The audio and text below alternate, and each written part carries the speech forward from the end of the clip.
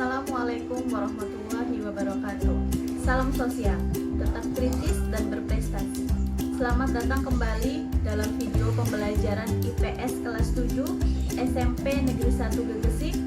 Dalam kesempatan kali ini, kita masih akan membahas bab 3 dengan pokok bahasan kegiatan ekonomi.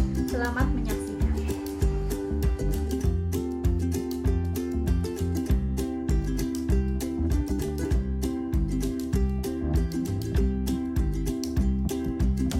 Berikut penjelasan kegiatan ekonomi. Kegiatan ekonomi. Manusia selalu melakukan kegiatan ekonomi dalam rangka memenuhi kebutuhannya. Kegiatan tersebut akan terus berlangsung sampai manusia bisa memenuhi kebutuhannya. Kegiatan manusia dalam memenuhi kebutuhan disebut kegiatan ekonomi. Kegiatan ekonomi dalam sehari-hari terdiri atas produksi, distribusi, dan konsumsi. Nah, jenis-jenis kegiatan ekonomi yang pertama di sini ada yang namanya kegiatan produksi. Produksi itu sendiri mempunyai arti yaitu kegiatan menghasilkan barang atau jasa atau kegiatan menambah nilai guna barang atau jasa. Itu yang disebut dengan kegiatan produksi. Nah, sebagai contoh kita ambil misalnya pabrik tekstil setiap hari mampu menghasilkan kain. Produk yang dihasilkan pabrik tekstil itu sudah dapat digunakan untuk memenuhi kebutuhan. Bagi industri garmen, mengolah kain dibuat menjadi baju. Kegunaan kain itu akan bertambah kalau dibuat menjadi baju. Nah, dari situ dapat disimpulkan bahwa nilai guna suatu barang akan bertambah bila barang tersebut diolah lagi dan menghasilkan barang lain. Nah, setiap barang memiliki nilai guna atau utilitas yang berbeda. Perbedaan nilai guna tersebut dapat dilihat dari 4 hal. Nah, yang pertama di sini ada nilai guna bentuk atau form utility, yaitu suatu barang akan memiliki nilai guna apabila telah mengalami perubahan bentuk. Contohnya, perubahan tersebut antara lain kacang kedelai akan memiliki nilai guna lebih tinggi apabila dirubah atau diolah menjadi tahu atau tempe. Lalu, nilai guna yang kedua yaitu nilai guna tempat atau place utility adalah nilai guna suatu barang akan lebih tinggi karena perbedaan tempat. Contohnya, pasir akan bertambah nilai gunanya kalau dibawa ke toko bangunan. Lalu yang ketiga, di sini ada nilai guna waktu atau time utility, yaitu nilai guna suatu barang akan bertambah kalau barang tersebut digunakan pada saat yang tepat. Contohnya, jaket digunakan pada saat kita kedinginan. Contoh lainnya, payung kita gunakan pada saat hujan atau panas. Lalu nilai guna yang keempat, di sini ada nilai guna kepemilikan atau ownership utility, yaitu nilai guna barang akan bertambah apabila barang tersebut telah berpindah kepemilikannya. Contohnya, sepatu di toko belum memiliki nilai guna dan akan memiliki nilai guna kalau sepatu tersebut dibeli oleh seseorang dan kemudian dipakainya. Nah, selanjutnya, di sini orang atau lembaga yang menghasilkan barang atau menambah kegunaan barang tersebut disebut sebagai produsen. Lalu, produsen adalah orang yang melakukan kegiatan produksi tersebut. Nah, untuk melakukan produksi, seorang produsen harus mempunyai atau memperhatikan beberapa prinsip. Di sini dapat kita lihat prinsip-prinsip dari produksi. Dapat kita lihat dalam 3 hal. Yaitu yang pertama, what. What, barang-barang apa saja yang akan dihasilkan dan bahan-bahannya apa saja. Nah, ini berhubungan dengan tujuan dari produksi itu. Tujuan produksi untuk menghasilkan barang produksi atau barang konsumsi. Ini prinsip yang pertama. Lalu yang kedua, how. Bagaimana memilih faktor-faktor produksi untuk memproduksi barang harus dipikirkan oleh seorang produsen. Karena ini menyangkut tenaga kerja, modal, dan bahan baku dengan tujuan memproduksi barang atau jasa yang berkualitas dan harga jual murah. Ini yang kedua. Lalu, prinsip yang ketiga dilihat dari hal WOM. Nah, kepada siapa barang produksi tersebut didistribusikan? Nah, ini permasalahan yang ditimbulkan bukan sekedar bisa menghasilkan barang, akan tetapi barang dihasilkan harus diterima oleh masyarakat. Untuk itu, seorang pengusaha perlu mengadakan promosi agar barang hasil produksi dikenal dan disukai oleh masyarakat. Nah, selanjutnya ada faktor-faktor produksi. Nah, faktor produksi dapat kita lihat dari beberapa segi. Yang pertama, faktor produksi alam adalah faktor produksi yang disediakan oleh alam sebagai bahan mentah atau bahan baku produksi.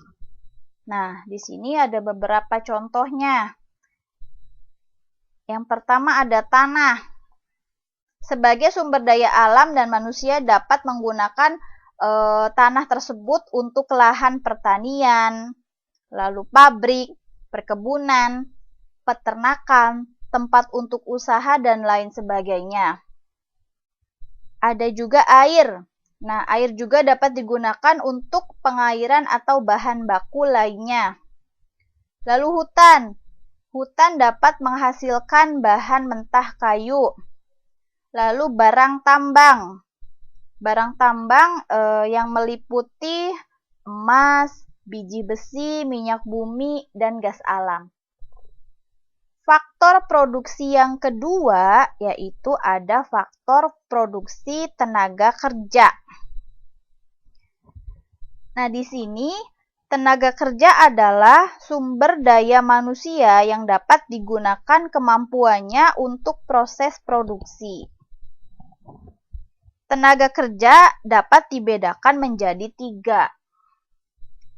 Yaitu yang pertama ada tenaga kerja terdidik atau skilled labor, adalah tenaga kerja yang menempuh pendidikan formal. Contohnya, ada dokter, guru, konsultan, dan yang lainnya. Lalu yang kedua, ada tenaga kerja terlatih atau trained labor, adalah tenaga kerja yang memiliki keterampilan yang terlatih. Contohnya, montir, sopir, penjahit, dan yang lainnya. Lalu, yang ketiga ada tenaga kerja tidak terdidik dan tidak terlatih. Adalah tenaga kerja yang tidak mempunyai keterampilan. Contohnya, tukang sapu, tukang sampah, kuli bangunan, dan yang lainnya. Itu tadi faktor produksi tenaga kerja. Selanjutnya, Yang ketiga, di sini ada faktor produksi tenaga modal. Nah, di sini modal adalah segala hasil produksi yang dibuat manusia dengan tujuan untuk menghasilkan barang-barang atau jasa-jasa lain. Nah, modal tidak hanya berupa uang, tetapi bisa juga berupa barang. Contohnya, ada gedung, mesin, bahan mentah atau bahan baku yang digunakan dalam proses produksi. Selanjutnya ada faktor kewirausahaan. Nah, di sini kewirausahaan adalah kemampuan seseorang atau beberapa orang untuk menyatukan semua faktor produksi agar dapat menghasilkan barang tertentu. Itu tadi beberapa faktor produksi. Selanjutnya di sini yang kedua dari kegiatan ekonomi ada kegiatan distribusi. Nah, kegiatan distribusi adalah kegiatan untuk menyampaikan barang hasil produsen ke tangan konsumen. Orang yang melakukan kegiatan distribusi disebut distributor. Lalu, tujuan dari kegiatan distributor itu ada 4. Yang pertama, di sini menyalurkan barang dari produsen kepada konsumen. Lalu yang kedua, tujuannya agar hasil produksi lebih berguna bagi masyarakat. Yang ketiga, kebutuhan masyarakat akan barang atau jasa bisa terpenuhi. Dan tujuan yang keempat, agar kontinuitas produksi terjamin atau keberlangsungan produksi terjamin. Itu tadi beberapa tujuan dari kegiatan distribusi. Nah, untuk mencapai tujuan distribusi, ada beberapa cara yang dilakukan agar barang sampai kepada konsumen. Cara tersebut antara lain, yang pertama, distribusi langsung adalah distribusi barang atau jasa tanpa melalui perantara, sehingga penyaluran langsung dari produsen kepada konsumen.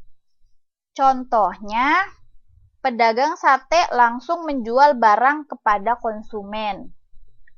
Lalu cara yang kedua, dengan distribusi semi langsung adalah sistem distribusi dari produsen kepada konsumen melalui pedagang perantara yang merupakan bagian dari produsen. Contohnya, pabrik tekstil menyalurkan kainnya melalui penyalur khusus.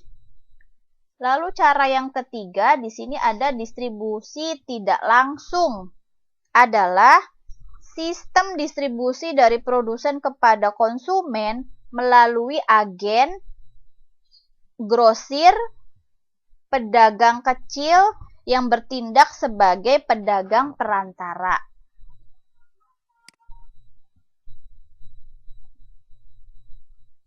Nah, selanjutnya kegiatan yang ketiga dalam kegiatan ekonomi yaitu ada kegiatan konsumsi. Kegiatan konsumsi adalah kegiatan menggunakan, memakai, menghabiskan kegunaan barang dan jasa baik secara berangsur-angsur atau sekali habis. Orang yang melakukan kegiatan konsumsi disebut dengan konsumen. Nah, di sini kita lihat jenis-jenis kegiatan konsumsi. Nah, di dalam ilmu ekonomi, pelaku konsumsi dapat dikelompokkan antara lain rumah tangga keluarga, rumah tangga perusahaan, dan rumah tangga negara. Yang pertama, di sini ada kegiatan konsumsi rumah tangga keluarga. Nah, rumah tangga keluarga biasanya terdiri dari ayah, ibu, dan anak-anaknya. Keluarga adalah sekelompok orang yang dipersatukan oleh pertalian darah. Keluarga ini merupakan sekumpulan orang yang tinggal dalam satu rumah sebagai unit terkecil dalam suatu masyarakat. Keluarga pula merupakan kelompok yang sering melakukan kegiatan konsumsi. Nah, contohnya, kebutuhan anggota keluarga bisa berupa makanan dan pakaian, sedangkan kebutuhan keluarga adalah rumah, listrik, ataupun telepon. Lalu yang kedua, di sini ada kegiatan konsumsi perusahaan. Nah, perusahaan merupakan tempat berlangsungnya proses produksi. Pada saat memproduksi barang, perusahaan ini memerlukan bahan baku, tenaga kerja, dan modal. Perusahaan dalam hal ini bukan hanya melakukan kegiatan produksi saja, tetapi juga menggunakan bahan baku, tenaga kerja, dan modal dalam proses produksi. Lalu yang ketiga, kegiatan konsumsi negara. Nah, di sini pada dasarnya sama dengan perusahaan. Negara bertindak sebagai produsen sekaligus sebagai konsumen. Tujuan konsumsi negara berbeda dengan rumah tangga, keluarga, dan perusahaan. Konsumsi negara bertujuan untuk memenuhi atau melayani kebutuhan masyarakat. Biaya yang digunakan untuk konsumsi negara berasal dari masyarakat. Nah, sekian penjelasan dari kegiatan ekonomi. Semoga bermanfaat. Tetap jaga kesehatan.